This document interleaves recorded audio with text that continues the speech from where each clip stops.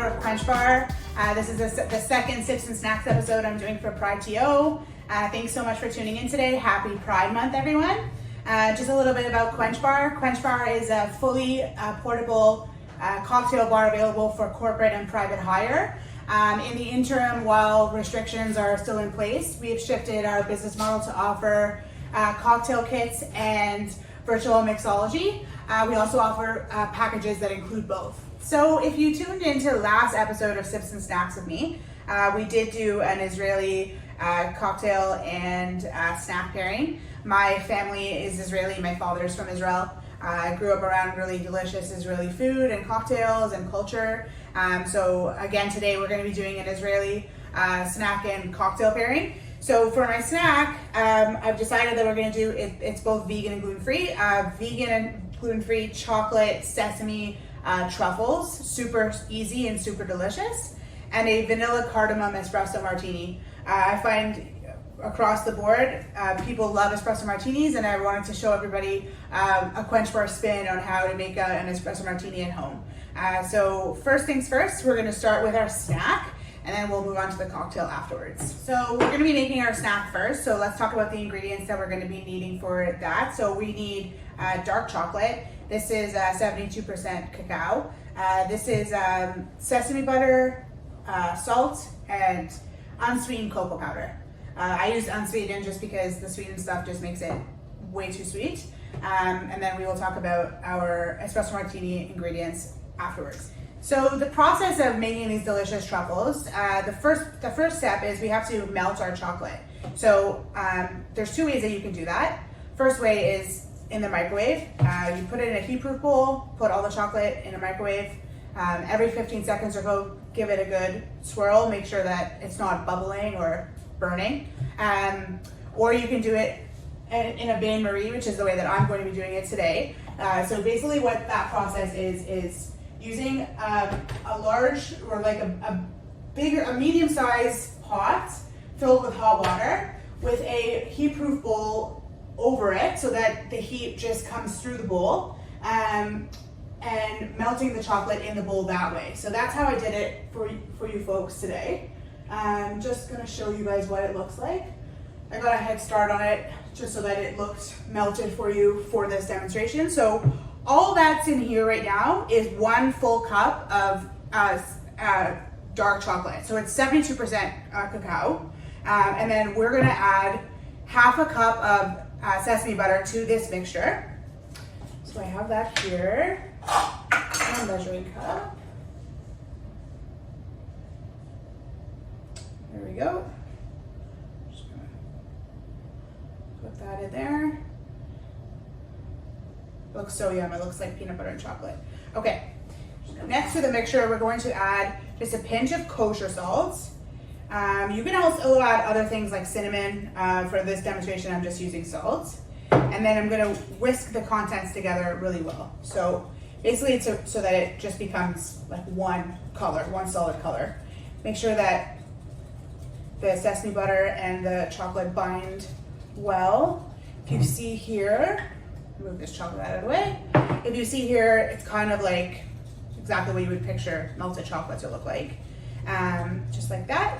And then once you see that it's all bound perfectly together, I'm just gonna toss this whisk back in the sink. And then I'm going to cover it with a little bit of cellophane. Just like that. And then I'm going to put this in the fridge so that it can harden for 1 to 2 hours. I find the longer you put it in there, the better. So I'm gonna probably put it in for a couple hours. So in it goes.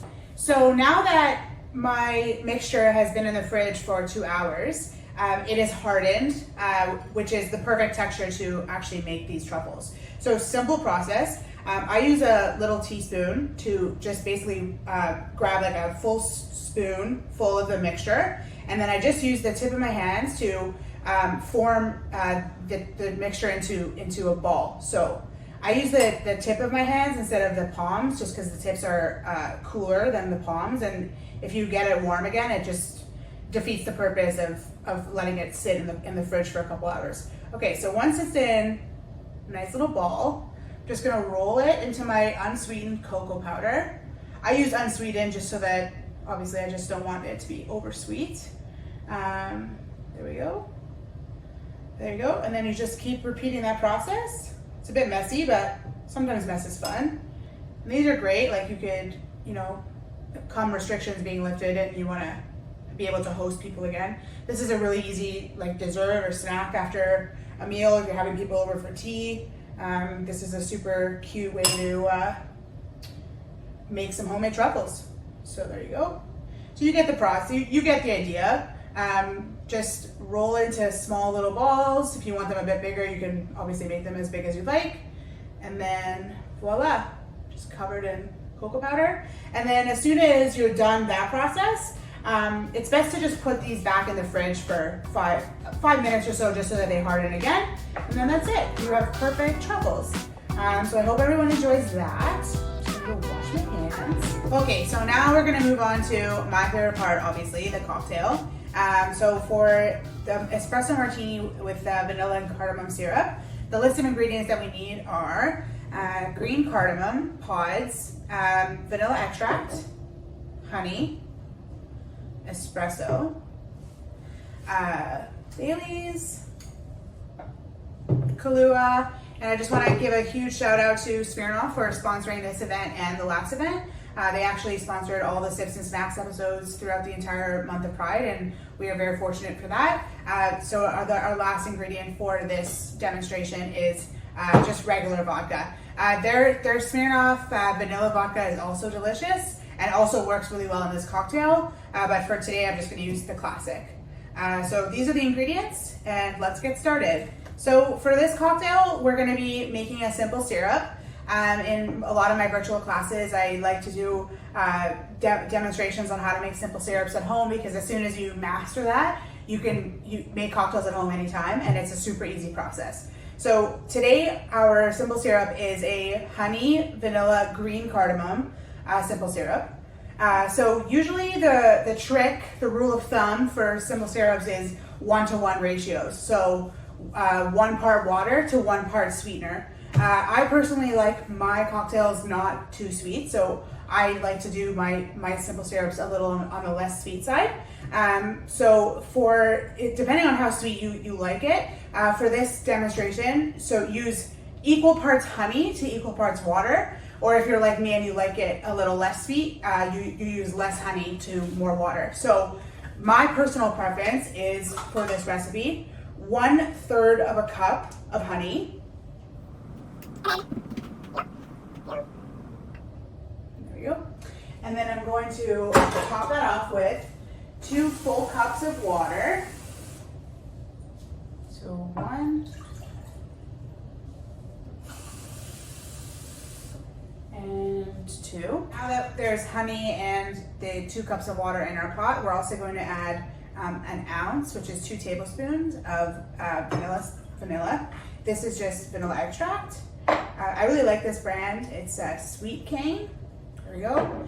And then the green cardamom pods. It's important to use green cardamom. It has a totally different taste to like powdered red cardamom. And then for this, we're gonna need about 20 cardamom pods, give or take. So I just put like a full little cup full. There we go. It has such a beautiful smell to it. In Israel, a lot of people, I don't actually know where it stems from, but a lot of people like to put ground cardamom in their coffee, so that's where originally this recipe idea came from. So I grew up on just a little sprinkle of cardamom in coffee, and I figured, now that I'm an adult, I was figuring out a way how to incorporate that into an espresso martini, which is where I came up with the idea for this syrup. So the process for this now is it's gonna go on the stove. I'm gonna bring it to a boil, so I'm gonna put it at about 14, which is the highest heat that I have here. And then as soon as you see the pot is starting to boil, you put it down to about a 3 on the heat scale. You let it sit for another couple minutes on the stove, and then you pull it right from the heat. As soon as it's cool enough to strain the cardamom pods out, you just strain it. I usually put it into, this is actually a cooled down version of this syrup. I just put it into heat-proof glassware. This has a lid, it's super easy, put it in the fridge. The great thing about simple syrups is that it has a 5-week shelf life, or fridge life. So if you want to, recipe test at home with different kinds of syrups, you can make some and then have it in your fridge for up to 5 weeks, which is super great, especially in the summer. I find, summer cocktails are super fun to make, and it's nice to be able to, diversify your drinks at home in the summertime. So, okay, so I'm gonna just throw this on the heat. Turn this right up to 14. I'm just gonna wait for that to come to a boil. As soon as it comes to a boil, I'm gonna strain that and then put it in the fridge, and then it comes out looking like this beautiful color there. Okay, so now that my cocktail syrup is chilled, it's time to build our cocktail, the best part. So I'm just gonna start by chilling my coupe glass. The way to do that is just to put some ice. In my case, I'm using like a king cube, which is just those like extra large ice cubes. I got my ice cube tray from Cocktail Emporium. Talked about Cocktail Emporium last time I was on here. Support local. They have so many amazing things. Everything that you see here that's rose gold is from there as well. They're located in Toronto. They have two different locations, and they ship right to your home. So comes highly recommended.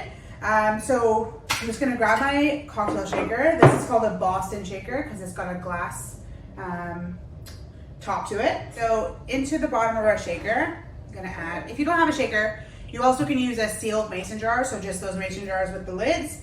And also if you have a protein water bottle at home, that also works. Basically any bottle that seals that you can shake in works. So to the bottom of our shaker, I'm gonna add 1.5 ounces of our espresso.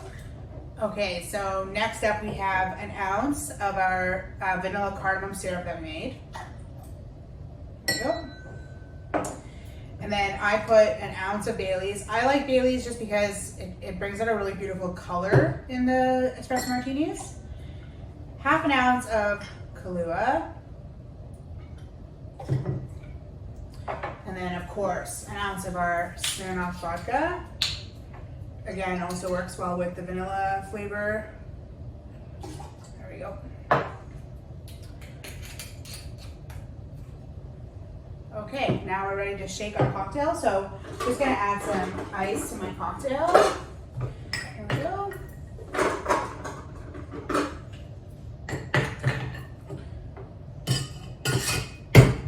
There we go. That's the proper way to seal a cocktail shaker. The best way to make sure that it's sealed is if you pick it up and the bottom doesn't fall. So best shake, let's shake for 7 to 10 seconds. And that'll create a perfect espresso martini foam, okay? So 7 to 10 seconds.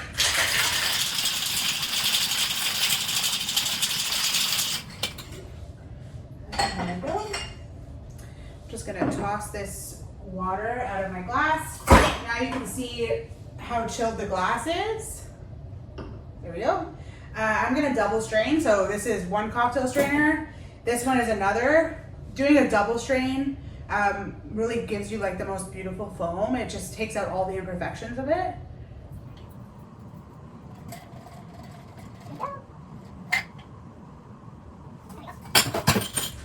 Just gonna garnish with a couple espresso beans, and voila, we have an espresso martini. So I call this drink Boker Tov. In Hebrew, the way that you say good morning is Boker Tov, so I figured like this is like the perfect wake-up call, Boker Tov. So today was a blast, as always. I just wanted to say a big thank you to everyone that has tuned in today for another episode of Sipz and Snacks. Thank you so much to Pride TO for getting me to do this event again with you. Pride TO has done a phenomenal job at so much great virtual programming this year, because unfortunately we can't be together in person. However, next year I'm sure we will be back to regular scheduled programming. In the interim, let's take advantage of all the hard work that Pride TO has put into all this programming that they have done for us. Big thank you to Smirnoff. Be sure to follow Quench Bar on Instagram. Follow us on Facebook, and stay tuned for other cocktail events that we host on our live all the time. Thank you so much for everything today, and happy Pride Month. Cheers.